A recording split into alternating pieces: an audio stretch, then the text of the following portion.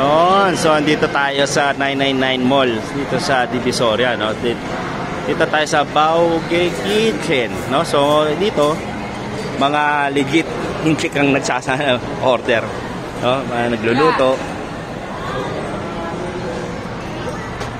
At ang menu nila is inkik din, no? So, ituturo nyo na lang. Pero kung magaling kayo, may Google kayo, translate nyo. Daddy, may suksukli.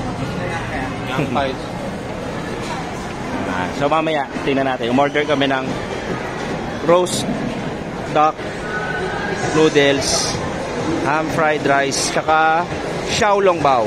Favorite namin, no? So, review natin mamaya. So, dito nila niluluto. So, meron din sa loob kusina. Yan nating rice, ham rice, and xiaolong bao.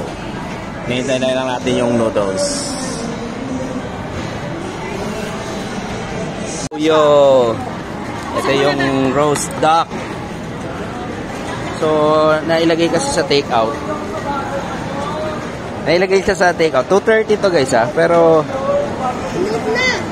ang bangis na ito. Legit na legit. Titikman natin ha. Xiaolong bao, xiaolong bao.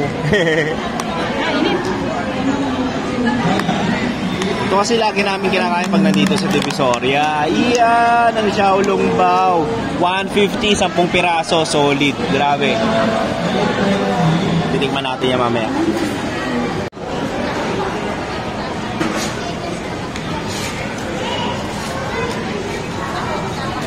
Mahirap na kayo.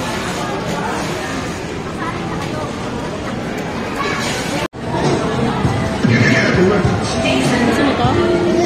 Wow! Natin yan.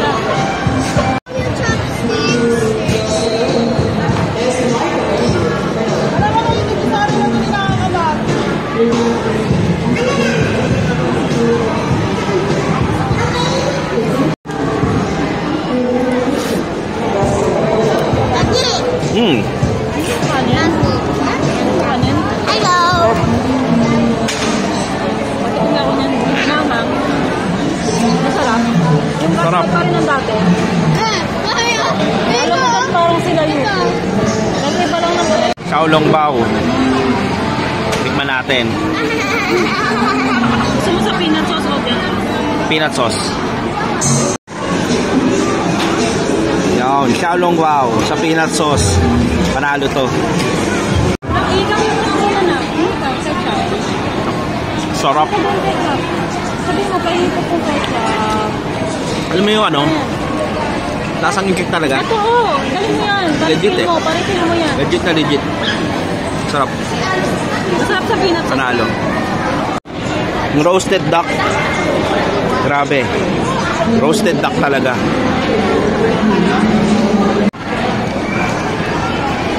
Sarap yung sabang nila.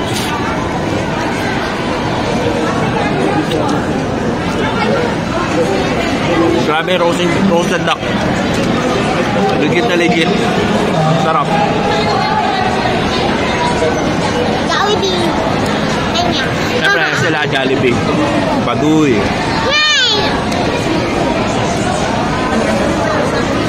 Kasi kung pupunta kayo rito talaga 999. Ito hindi ba yan? Alam niyo ako pag nag-review ako. Panalo. Yun lang. Sarap. So yun guys. Xiaolong bao, ham fried rice. Masarap din ang toyo nila. Kasi yan, yung roast duck noodles. Panalo.